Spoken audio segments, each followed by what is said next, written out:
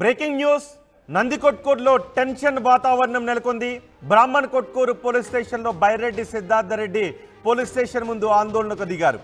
బైరెడ్డి సిద్ధార్థరెడ్డితో పాటు వైసీపీ నేతలు కూడా ఆందోళనకు దిగారు. దీంతో అక్కడ టెన్షన్ వాతావరణం కనిపిస్తోంది. ముచ్చుమర్రి బాలిక కుటుంబాన్ని పరామర్శించడానికి వెళుతూ ఉన్న సమయంలో పోలీసులు అడ్డుకున్నారు. బ్రాహ్మణ కొట్కూరులో బైరెడ్డిని పోలీసులు అడ్డుకున్నారు. బాధిత కుటుంబాన్ని స్టేషన్కు పిలిపిస్తామని పోలీసులు చెప్పారు. లేదు, ముచ్చుమర్రికి వెళ్ళటానికి వీలు లేదు అని పోలీసులు అడ్డుకోవడంతో బైరెడ్డి సిద్ధార్థరెడ్డి ఇతర వైసీపీ నేతలు అక్కడ పోలీస్ స్టేషన్ ముందు బైఠాయించి ఆందోళన చేస్తున్నారు. మమ్మల్ని ఎందుకు వెళ్ళనివ్వకుండా అడ్డుకుంటున్నారు అంటూ పోలీసులతో వాగ్వాదానికి దిగారు. దీంతో అక్కడ టెన్షన్ వాతావరణం కనిపిస్తోంది. దీనిపై మరింత సమాచారం మా ప్రతినిధి హుస్సేన్తో మాట్లాడదాం. హుస్సేన్, ఎందుకు బైరెడ్డి సిద్ధార్థరెడ్డిని బాలిక కుటుంబాన్ని పరామర్శించడానికి వెళ్ళనివ్వడం లేదు పోలీసులు?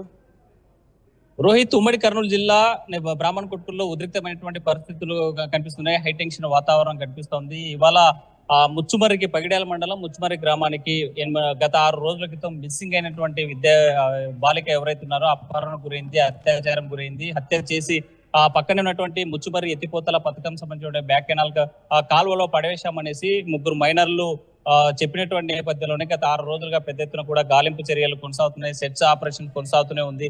ఇప్పటికీ ఆ బాలిక యొక్క డెడ్ బాడీ ఆనవాళ్ళు కానీ ఆ బాలిక ఏమైందనేటువంటి ఆచూకీ మాత్రం పోలీసులు కనుక్కోవడంలో పూర్తిగా వైఫల్యం చెందారు. అయితే ఇవాళ ముచ్చుమర్రి గ్రామము బైరెడ్డి సిద్ధార్థరెడ్డికి సంబంధించిన స్వగ్రామం కావడంతో ఆ బాలిక కుటుంబాన్ని పరామర్శించేందుకు ముచ్చుమర్రికి వెళ్తున్నటువంటి నేపథ్యంలో హైదరాబాద్ నుండి ముచ్చుమర్రికి వెళ్తున్నటువంటి ఆ క్రమంలోనే బ్రాహ్మణ్ కొట్కూరు దగ్గర పోలీసులు బైరెడ్డి సిద్ధార్థరెడ్డి యొక్క వాహనాన్ని అడ్డుకున్నారు. మరి వెళ్ళడానికి వీల్లేదు, కావాలంటే ఆ బాధిత కుటుంబాన్ని ఇక్కడికే పిలిపిస్తాము, పోలీస్ స్టేషన్ లో మీరు మాట్లాడొచ్చు అని బైరెడ్డి సిద్ధార్థరెడ్డితో చెప్పిన నేపథ్యంలోనే ఒక్కసారిగా బైరెడ్డితో పాటు బైరెడ్డి సిద్ధార్థరెడ్డికి సంబంధించిన అనుచర వర్గం అంతా కూడా ఇప్పుడు వెళ్ళడానికి ఆపడానికి మీరెవరు, మేము వెళ్ళి తీరుతాము, తప్పనిసరిగా అక్కడ మేము బాధిత కుటుంబాన్ని పరామర్శించాల్సినటువంటి ఆవశ్యకత ఉంది.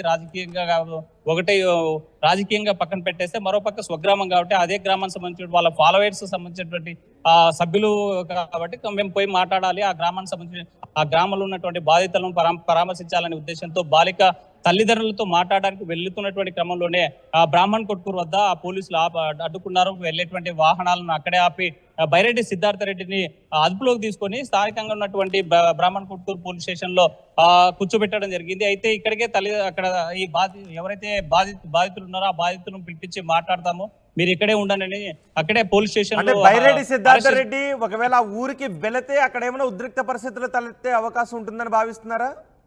రోహిత్, స్పష్టంగా బైరెడ్డి సిద్ధార్థరెడ్డి ముచ్చుమర్రి గ్రామానికి వెళ్తే ఉద్రిక్తమైనటువంటి పరిస్థితులు నెలకొనేటువంటి పరిస్థితి ఉంది. ఎందుకంటే బైరెడ్డి రాజశేఖర రెడ్డి కావచ్చు, బైరెడ్డి శబరి నంద్యాల ఎంపీకి సంబంధించిన వాళ్ళు ఒకటే కామెంట్ చేస్తా ఉన్నారు. ఇక్కడ రాజకీయంగా చూడాల్సినటువంటి అవసరం అయితే లేదు, కానీ గత 5 సంవత్సరాలుగా ఈ ముచ్చుమర్రి గ్రామము రౌడీ ముఖాల చేతులకు వెళ్ళింది, అరాచకవాదుల చేతులకు వెళ్ళింది.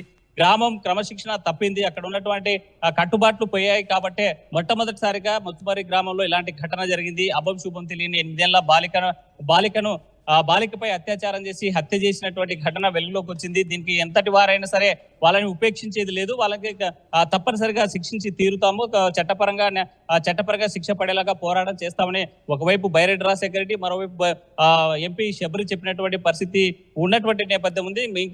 ఇంకోవైపు చూసినట్లయితే ఒకవేళ పోలీసులు బాలికల యొక్క ఆచూకీ తెలపడంలో వైఫల్యం చెందితే మాత్రం ఈ ఘటనకు పాల్పడినటువంటి వాళ్ళు ఎవరైనా సరే వాళ్ళ ఆధార్ కార్డు కాదు కదా, వాళ్ళ అడ్రస్ లేకుండా చేయడానికి నేను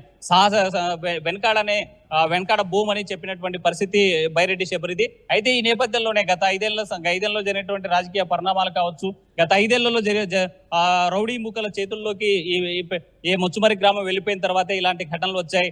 గాంజాయి, మద్యం సంబంధించినటువంటి పెద్ద ఎత్తున కూడా వచ్చేటువంటి పరిస్థితి, అలవాటు పడిన పరిస్థితి, స్కూళ్ళ వద్దకే గంజాయి కూడా తీసుకొచ్చేటువంటి పరిస్థితి ఉన్నటువంటి నేపథ్యంలోనే గత 5 ఏళ్లలో జరిగింది. కాబట్టి ఇలాంటి ఘటనలకు కారణమని వారు ఆరోపిస్తున్న నేపథ్యంలో నేపథ్యంలో బాలిక కుటుంబాన్ని ఇక్కడికి పిలిపిస్తారా? సిద్ధార్థరెడ్డిని వెనక్కి వెళ్ళిపోమంటారా, లేదంటే సిద్ధార్థరెడ్డిని వెళ్ళటానికి అనుమతినిస్తారా? ఫైనల్ గా ఏం జరిగే అవకాశం ఉంది అక్కడ?